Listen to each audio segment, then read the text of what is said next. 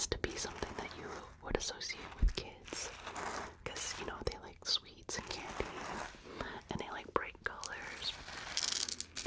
But anyone of any age can eat these for sure. This one has a cute little smile. So snails do have a mouth, but you would never see them smiling like that. But it does a really good job of getting between the individual strands of hair and separating them. So sticky tapping. So you hear that? It almost sounds like my finger is sticking to the item and then pulling away from it. So cork is another material that comes from trees. I don't know the process of making cork items well enough to go over that with you, but little mirror inside, so you know, if you pick out an earring and you put the earring in, you can look in the mirror at yourself and say like, oh, yeah, that looks good. This one you have to twist like so, and the lid comes off. So this is the toe of the boot, then this is the heel, which corresponds to the anatomy of your foot with the heel and the toe. Hello. So I had a request not too long ago, or a suggestion, or maybe just a comment about over-explaining as a trigger. I've done some like over-explaining with it in a video, and I did one with the wooden puzzle that was all over-explaining. But I haven't done a trigger assortment over-explaining video, so thought I would give that a try. So that's what this is. So to get started, I will let you know what an over-explaining video is. So it's a type of ASMR video. If you don't know what ASMR is, it's autonomous sensory meridian response. It's something that some people get as a reaction to certain stimuli, like audio or visual. I'm not sure if touch counts as ASMR. I don't know, honestly. I think it's more sound and visual, but some people get it from things like tapping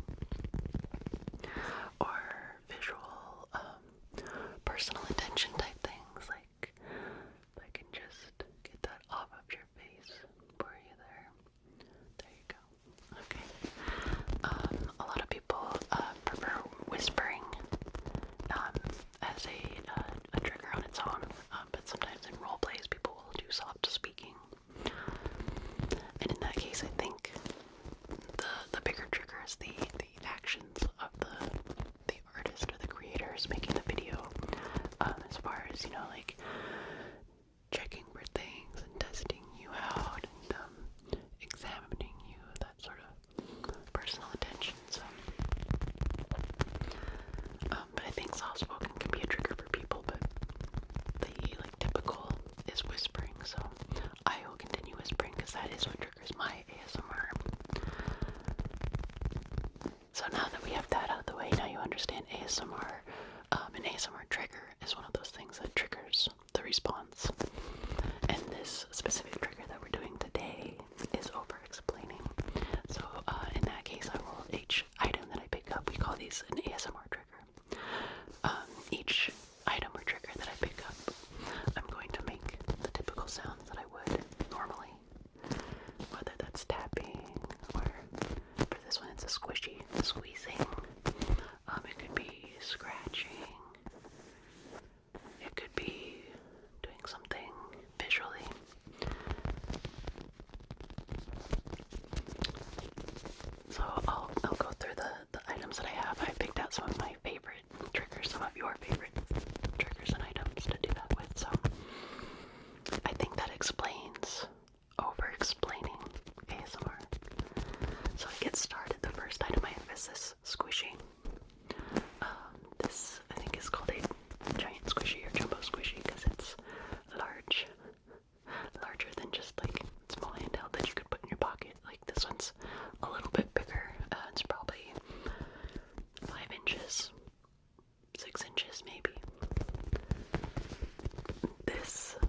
squishy is in the form of a panda bear. Now, if you don't know, a panda bear is an animal that lives in China. I think it's only China. They seem to be pretty calm and docile bears compared to like a grizzly or something like that. I mean, I wouldn't go trying to pet a panda. I would not try to keep a panda at home. But if I were to encounter a bear, like say in a forest, I think I'd rather encounter a panda than like a grizzly bear or a brown bear. So this squishy, much like the wild panda, is white and black. It's kind of an off-white, like a cream. I think the panda bear is probably a little more white, but you know, being that you live outside in the forest, it's hard to maintain a white coat, so a little off-white. This one has two eyes. Again, much like the wild panda. Two eyes, a nose, and a mouth. Two little ears. You know, I also wouldn't, if you do encounter a panda bear, probably don't treat it like you would a squishy. I wouldn't try squishing or tapping it. The squishy panda, however, makes some very nice sounds.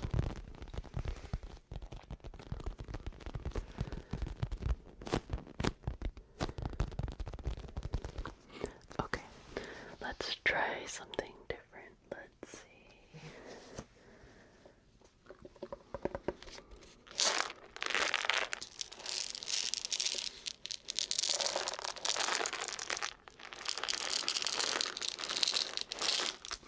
These are sprinkles.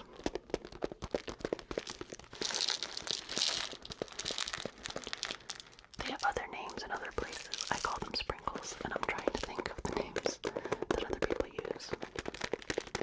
Like millions and millions, or thousands and thousands, or something like that. Specks, I don't know. I call them sprinkles. Sprinkles are a confectionery dessert additive. Typically people will put them on top of like an ice cream sundae, a cupcake, any sort of cake, cookie. You might be seeing them right now because of the holidays. People might put sprinkles on cookies. They are completely edible. They are made of sugar.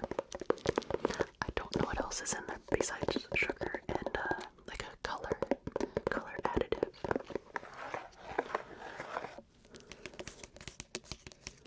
There's gotta be something that holds the sugar together, I would think, but maybe it's just sugar. I don't know. I'm gonna open the lid so we can get a better look at these.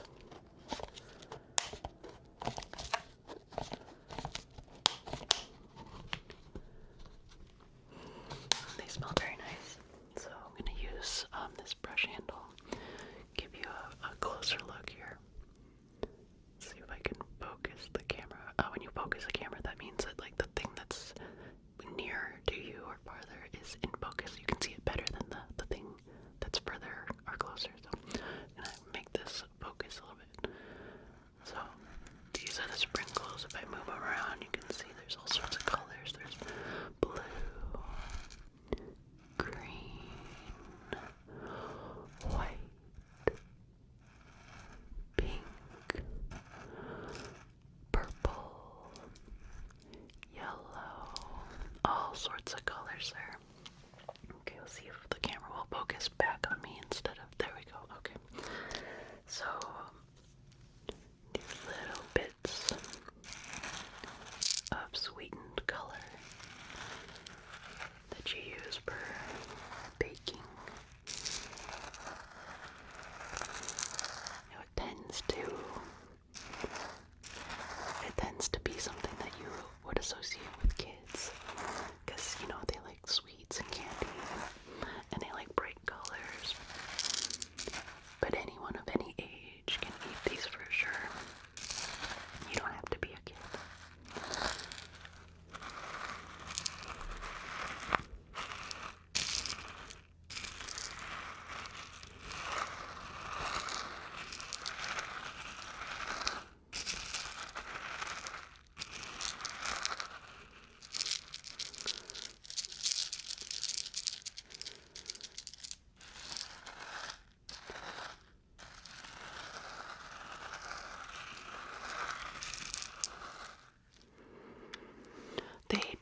scent.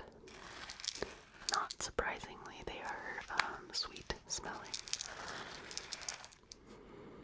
It's possible that these have like a vanilla scent to them. I don't know if they add flavors to sprinkles or if it's just the sugar smell. But the overwhelming flavor to them is sugar. They add a sweetness to whatever you put on them and also a bit of texture, like a crunch. So if you were to put it like on a soft cupcake with soft frosting on it, this would add some interest and texture to the dish, to the cupcake.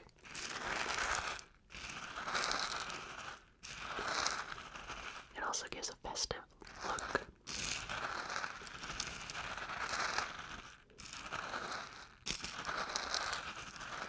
I associate these with like a birthday. So if you're or like a Sunday social, ice cream social. So either ice cream sundaes or a birthday cake or a birthday cupcakes. I wonder how universal that is, sprinkles. Are there certain holidays where you're from, besides a birthday or an ice cream sundae or ice cream social event, you might use sprinkles? We do have, for Christmas, red and green sprinkles. So instead of having the orange and red and yellow and pink, purple in the sprinkles, you would only have red and green. And that way then it makes whatever treat you're putting the sprinkles on more Christmassy.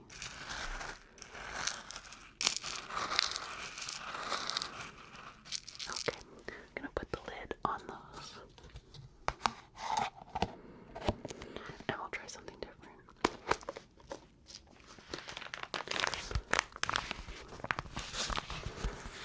This here is a shipping envelope.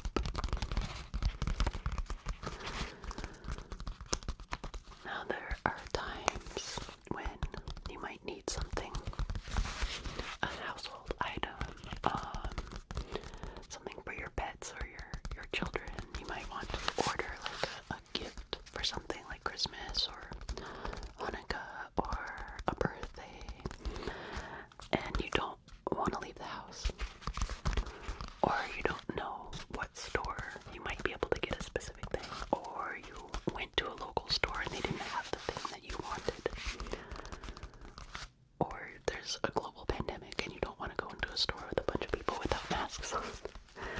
You might order something online.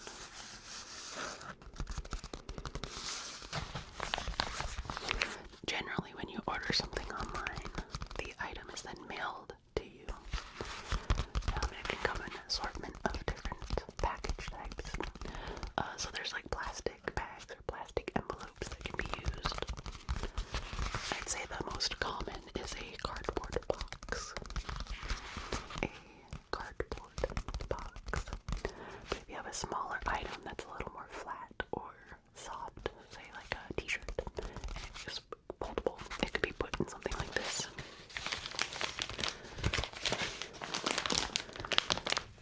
So this is a paper envelope. It's made entirely out of paper, which is great because that means it's recyclable. So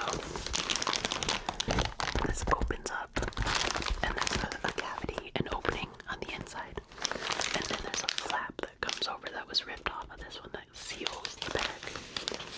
So the shipper, the store that you purchased the item from, will put the item into an envelope like this if they're not using a box or bag. They'll seal it off. They will put your name and address on the envelope.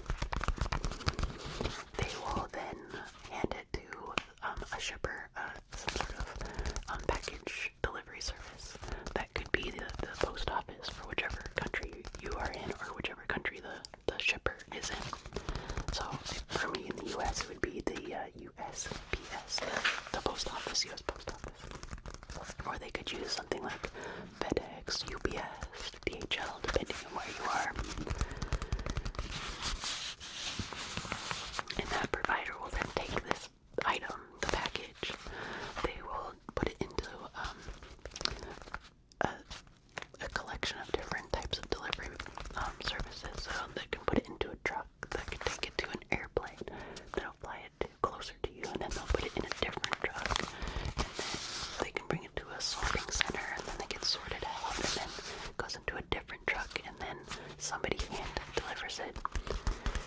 right to your house or to a nearby mailbox that's designated for you to go pick it up from.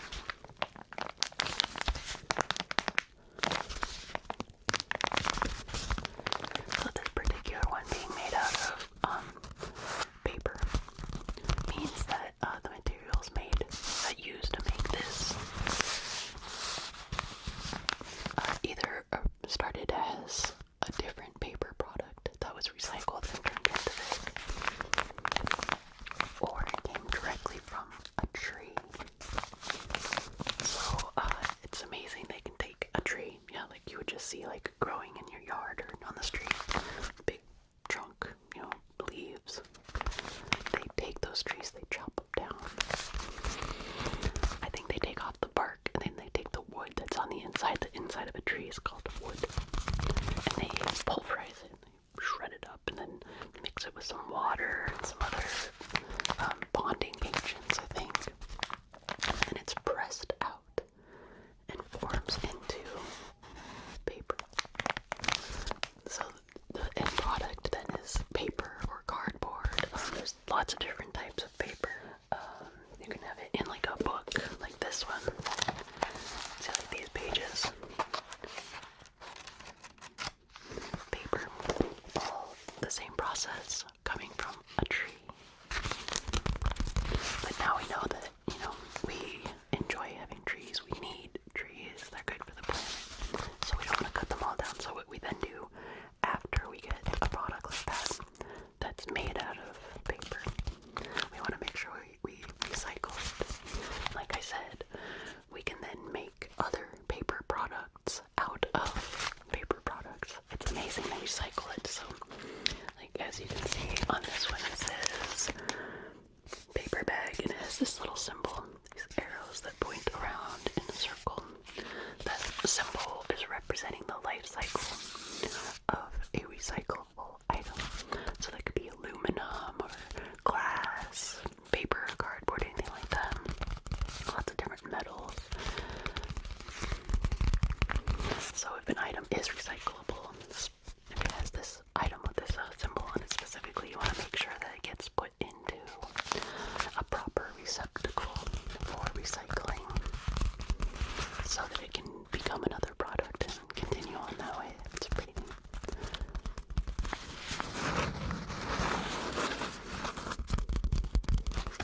Okay. That's enough of the magical paper, magical recyclable paper envelope. Let's try something different. Okay, this next item is a canvas snail. Now a snail doesn't actually look like this. A snail is an animal. It's very ubiquitous. I'm sure you have it where you live. They live on the ground, so they have this little body part that's like really soft and wet usually, and then it has a shell that they live kind of inside of, or the shell is on top of them to sort of protect what's inside. You just kind of see their tail and their head sticking out, and they have these little antennae that kind of go in and out. They're pretty cute actually. So this one is just a canvas, some canvas that's been cut into the shape of the representation of like a cartoon looking snail. There's two pieces of canvas, one on the front and then one on the back. They're cut to the same shape, and then sewn along the edges you can see these little dots where there's thread inside. It goes in and out of both pieces to hold them together.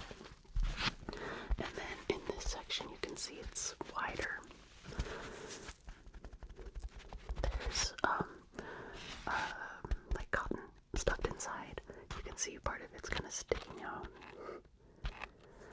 But before the edges are completely sewn and sealed, they put some cotton inside so that it's squishy and soft and gives it more of a dimensional, like a three-dimensional appearance instead of being flat if it was just canvas.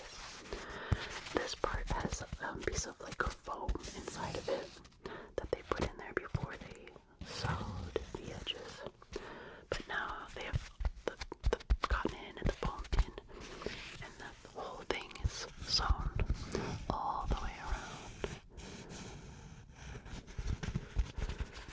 this was a craft for a kid. It came with some markers to draw on it. But I liked it this way for using as an ASMR trigger, as we talked about before. An ASMR item or trigger used to elicit that ASMR response.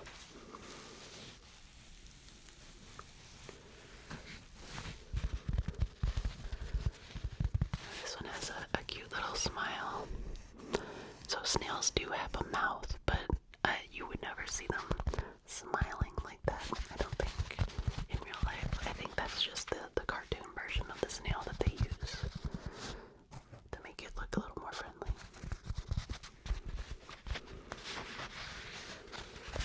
Now this one's only printed on one side. You can see this swirl. You see that? It's called a swirl. A snail shell has a swirl to it. It can either be round like this, kind of sticking up, or they come in like a cone type shape. The swirl goes around long ways and kind of comes off the back, so it comes to a point. Or you have these ones that are round. There's all sorts of different snails, because there's snails that live on the ground. They could be in the forest or the desert. I mean, they're everywhere. But they can also be in the ocean.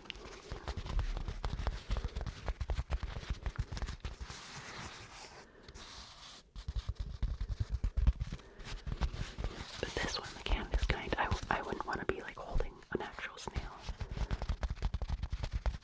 or a slug. If they don't have the shell, a snail is a slug.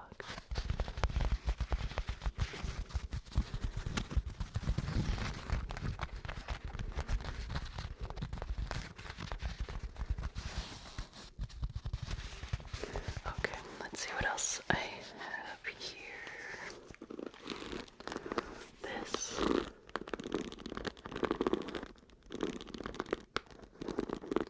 This is a hairbrush. A hairbrush. So this is used for brushing hair. Honestly, I don't use a hairbrush. My hair is high maintenance. It doesn't like to be brushed or it gets big and frizzy. So I just kind of use my hand or sometimes a comb, but not a brush anymore. I have actually had this brush for a long time when I used to brush my hair before I would then try to fix it, and yeah, I had to stop. So this is a hairbrush. Oh, I can demonstrate to you what I was talking about with visual ASMR. So this might be one that I could brush. I'm gonna pretend that I'm brushing your hair. And I'll also make the sound. The brush is a little far away from the microphone when I'm doing that. But you get the visuals. So a hairbrush comes in a lot of different forms. This one is you have the like head, and this one's made out of plastic. You can also have them made out of wood and metal.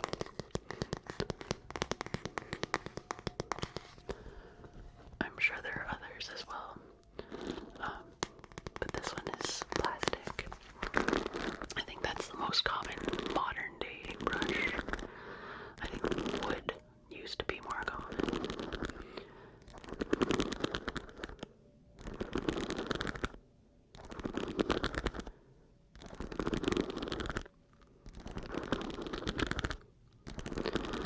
So the one thing that all brushes have is these things that stick out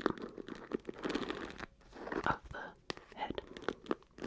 So they can either be like this, little nubs, teeth, or you can have one that has more like hairs, like a brush. Generally that's for like fine hair. Like I have one for when my son was a baby, like a baby brush, really soft, fine, almost more like a face brush like this. It's not as soft, but just enough to kind of get through very fine, like baby hair, but also be gentle on their scalp. As an adult, we can use, most of us can use something a little bit harder that gets through more volume of hair that we get when we're a little bit older. So this one has like little rounded bits on the end of the plastic, so it's not sharp, so it won't hurt your scalp, but it does a really good job of getting between the individual strands of hair and separating them, and forming them into more straight lines. Hair can tend to like twist around itself and does something called knotting or tangling, and a brush is really the best tool for most people to help separate those knots and tangles. If you have curly or textured hair like mine, it's it doesn't always help. It can make the situation worse. So in that case, you're better off just kind of using your hand to separate some of that and configure it. If for some reason my hair has gotten like knotted or tangled, I will brush it before I shower, but not after.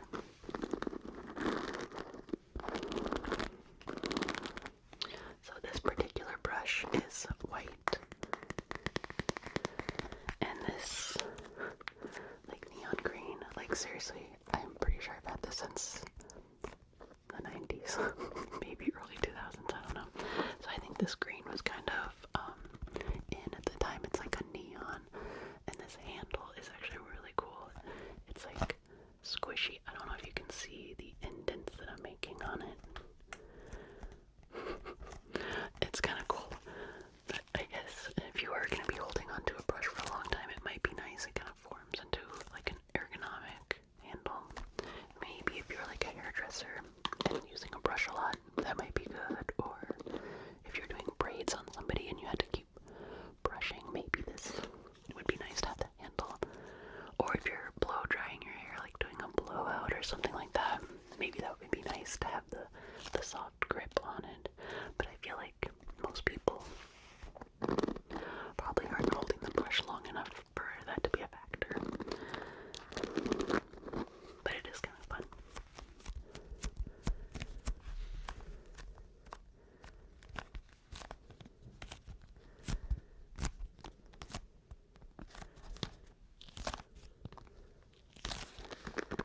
Okay, I hope that helps with the basic concept of what a brush is. If you do have any questions about this or any of the items I'm talking about today, feel free to ask a question in the comments. If I don't get to you right away, I'm sure somebody else can help you out. So let us all know what questions you have about these items,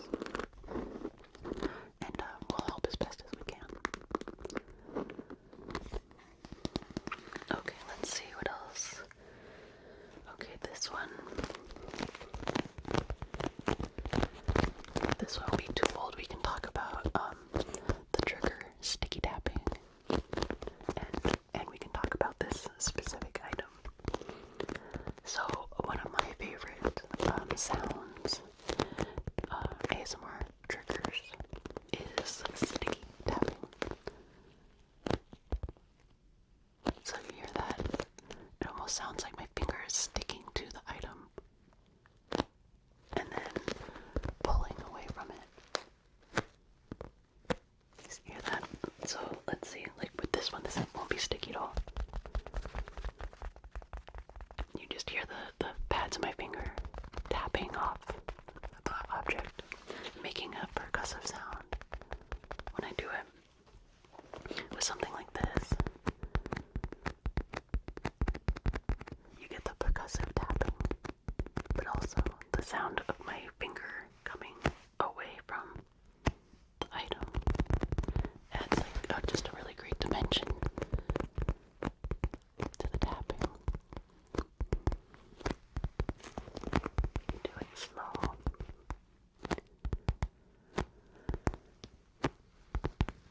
Or a little bit faster. So this item that I'm using for sticky tapping is one that's made out of a material that's used a lot for sticky tapping. It's like a vinyl or PVC. I'm honestly not exactly sure. I think it's vinyl.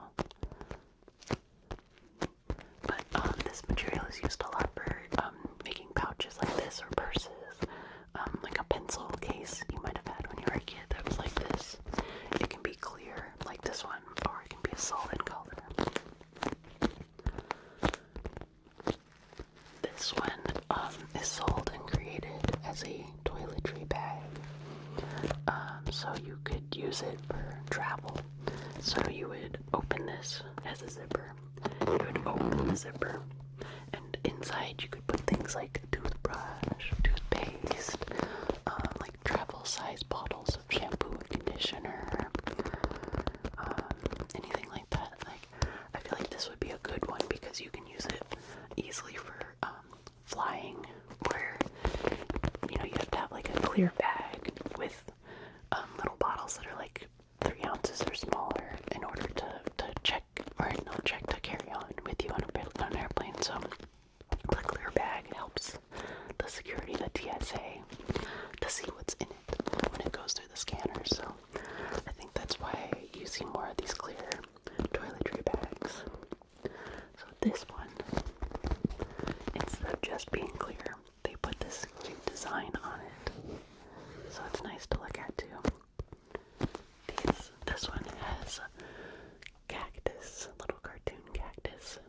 If I can get the camera again to focus on the thing that I want to focus on and not my face. Let's see if we can do that. So there's these cactus on it, and you can see, unlike an actual cactus that you would see like in the desert or in a pot somewhere in a garden, these ones have faces. So if you saw an actual cactus or like saguaro cactus like this in the desert, you would not see eyes or a face on them. But to make this product, or this bag, no, it's not focusing on my face, there we go. So to make this item a little more appealing to people, they put cactus on it with the faces on them. So you can see they each have kind of like different personalities. They're all pretty happy though. And some of them have flowers on them. You might not know that cactus grow flowers. Not all cactus, but some. There's like the prickly pear, has flowers and fruit. Delicious fruit you can eat from a prickly pear. That's another ASMR trigger, is like trigger words. It goes along with whispering. Prickly pear, prickly pear. That's a whole nother thing, but that was a good trigger word. Prickly pear, prickly pear. So yeah, different flowers, different cactus have different flowers. Even though they can come off as a little bit intimidating with the spikes on them, they can also be very beautiful with their flowers.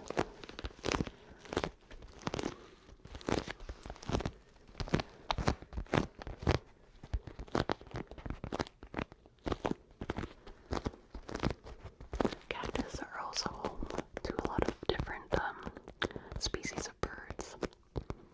Different wren, like cactus wren.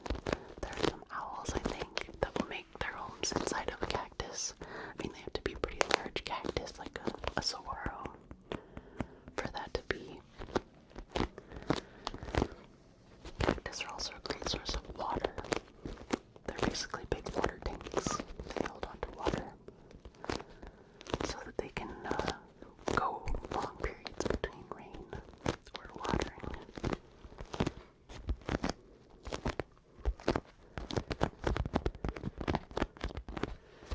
But anyways, this case, used for toiletries, like I said. You could use it for other things if you wanted to. Like if you had other things you wanted to keep organized. It's not specifically a pencil case, but you could use this for different pencils or pens, paintbrushes. If you had like a collection of rubber bands or staples, you could put something like that in here.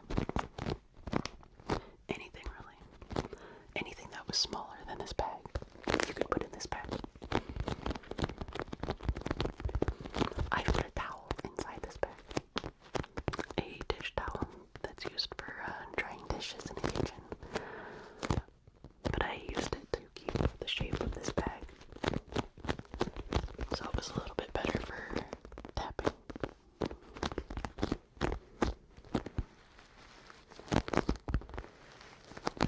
Okay, let's see. What else do we have?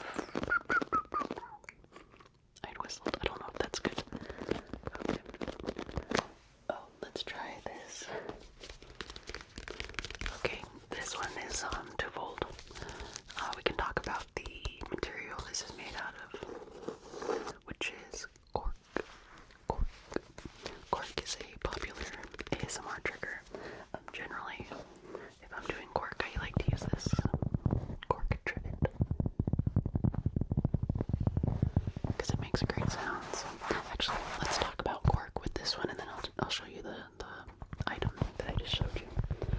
So this is a cork trivet. Its primary purpose is to put on a plate or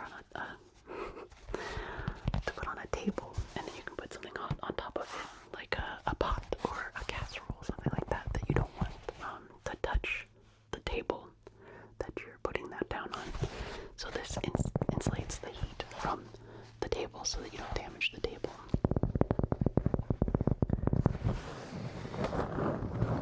So cork is another material that comes from trees. A cork tree. I don't know the process of making cork items well enough to go over that with you, but I'm sure there's plenty of information on the internet. If you Google, like, where does cork come from, or how is cork made, I think you should be able to find a lot of information. But it makes this great sound because it's kind of hollow in places, porous, I guess, and it's lightweight, so it makes an interesting sound.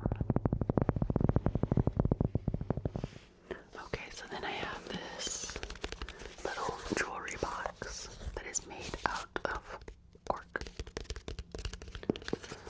Cork can be made very thin, or it can be thick, like the trivet. So this one uses very, very thin cork that's wrapped around the shell of a jewelry case. I'm imagining inside it's probably plastic, but then it has cork wrapped around the outside, and this cork has inside the little cracks and crevices like a silver kind of paint. So it has a little bit of a shine there. So this is a jewelry box. It has a snap on it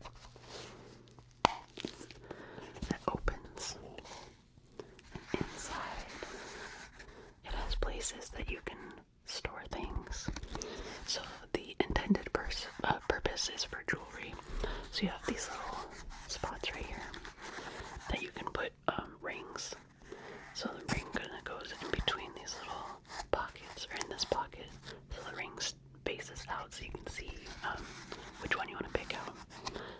And then it has these other little compartments that you can put an assortment of things like bracelets or necklaces, brooches, pins, anything that you have that you want to keep organized together with other jewelry. This one also has this little pocket here.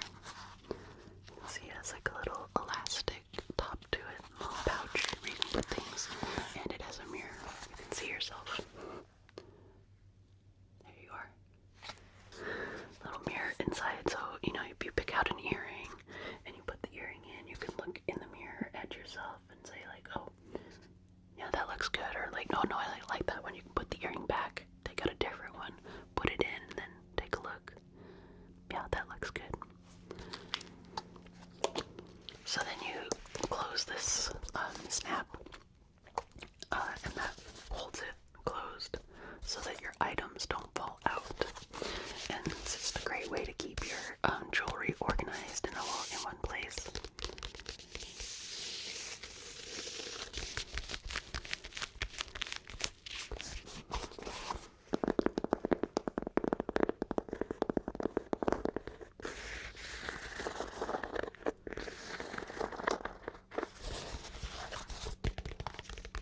Okay, let's try something else. What did I want to do? Oh, I wanted to show you something with a lid. So this is a little container that a sample of lotion came in. And in order for the lotion not to come out of the container, it has something called a lid on top of it. So a lid is part of the container that twists. You can have different kinds of lids. Some twist on, some just pop on, like you push down or you pull them off. This one you have to twist, like so.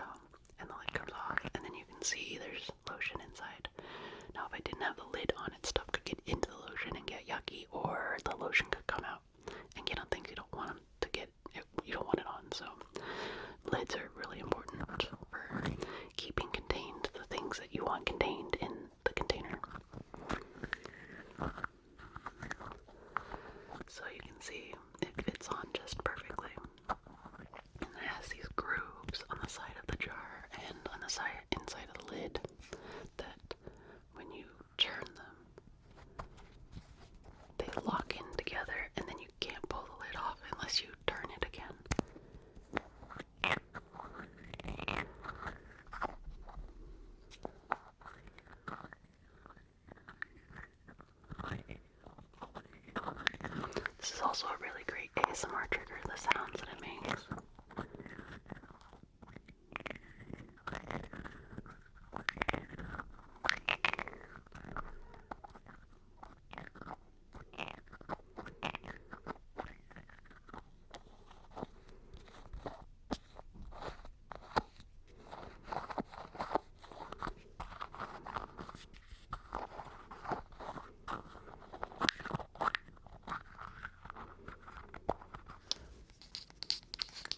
So this one is made out of plastic, but you can also have them made out of lots of different materials like wood, metal, glass. You can have a combination of them. Like I have a candle that's glass with a wood lid, or like a mason jar would be glass with a metal lid.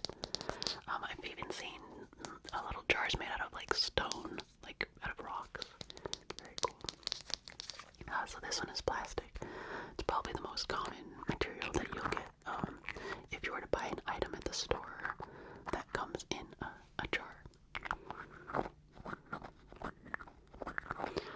I think it's the cheapest and most the easiest thing to manufacture right now is plastic. So unfortunately, not all of it is recyclable, and even if it is, a lot of it doesn't get put in the proper place to be recycled. So I'll just keep this one so I can keep making sounds with it, because I really like this one. Kind of has like a soft plastic. Makes all sorts of great sounds.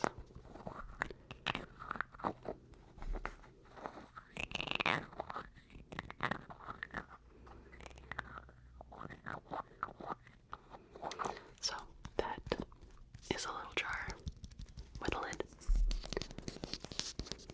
I'm sure there's way more I could go into detail about this, or somebody who had more manufacturing experience could probably tell you a lot more about the design and function of these, but that's my layman's explanation of a jar with lid.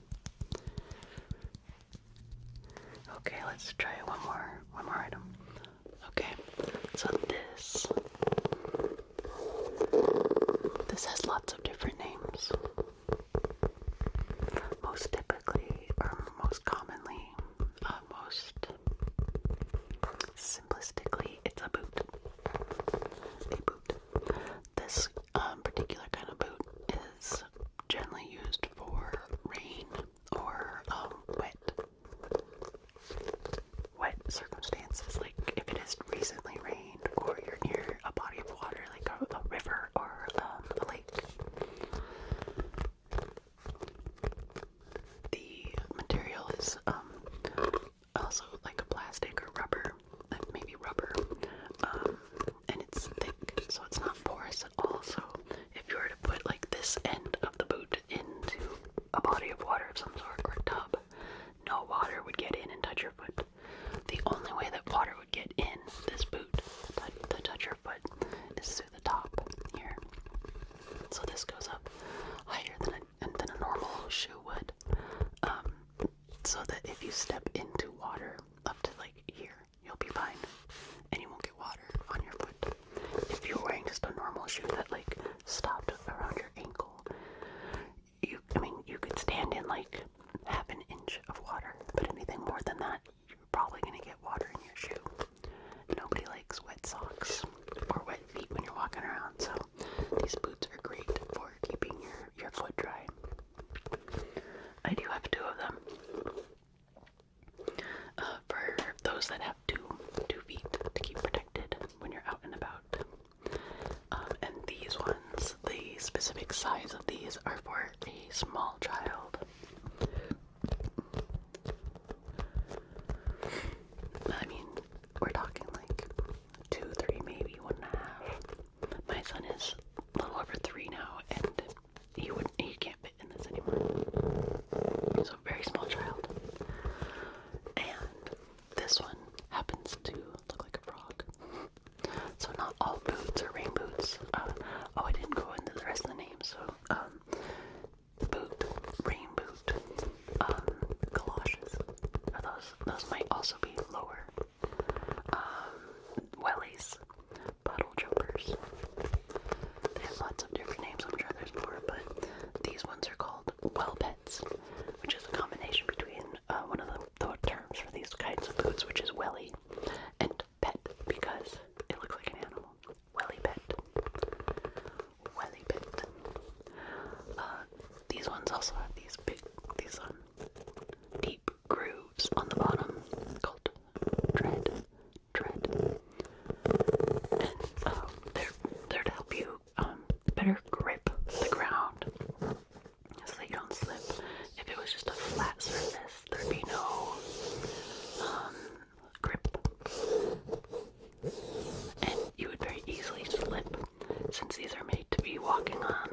surfaces like mud and even like a wet cement. This is gonna help you to not fall.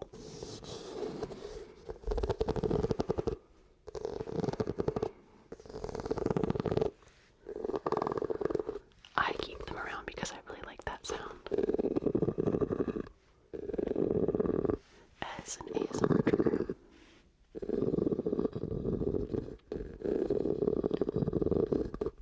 These boots are a green color since they are meant to look like a frog. They're this nice green, olive, almost green. They have two little eyes and a little mouth, smiling mouth. In case anybody is concerned, this is not made out of frog, so it should be completely vegan. The materials made definitely vegetarian, but no animal products used to make a welly pet, even though it's made to look like an animal.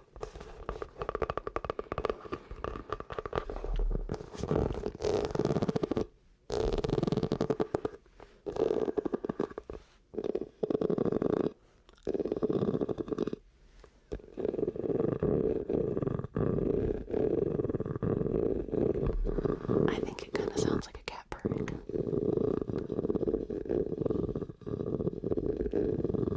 which is also a very pleasant sound, very calming and soothing.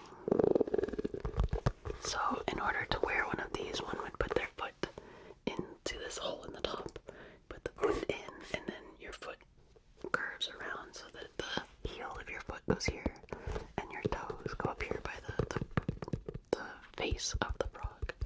So this is the toe of the boot, and this is the heel, which corresponds to the anatomy of your foot with the heel and the toe. Your ankle would be right around here, and then the leg comes out of the top of the boot.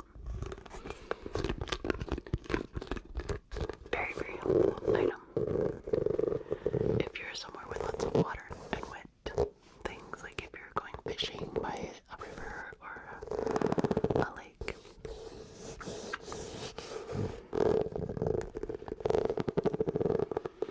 Okay, so I am going to end the video at that, and what that means is that I'm going to hit stop on my camera. It's going to stop recording. Therefore, you will have no idea what I'm doing after that point. The screen is going to go black. It's going to like fade to black. The sound will fade. There will be another screen that you're going to see coming up here soon. On that screen, you'll see a little picture of my face. And if you click on that, you will subscribe to my channel. So if you like my content, then you'll be able to see more of it without having to like remember and go looking for it. You're also going to see two rectangles. In those rectangles are, oh, this is finger fluttering, by the way, that I'm doing. It's another ASMR trigger. But yeah, you'll see two little rectangles, and in those pictures, there'll be pictures of me in them, and those correspond to another video that I've made in the past. If you click on one of those rectangles, it'll take you to another video of me doing ASMR. So if you want to see what more ASMR is like, click on one of those and you can see another different type of ASMR, another style.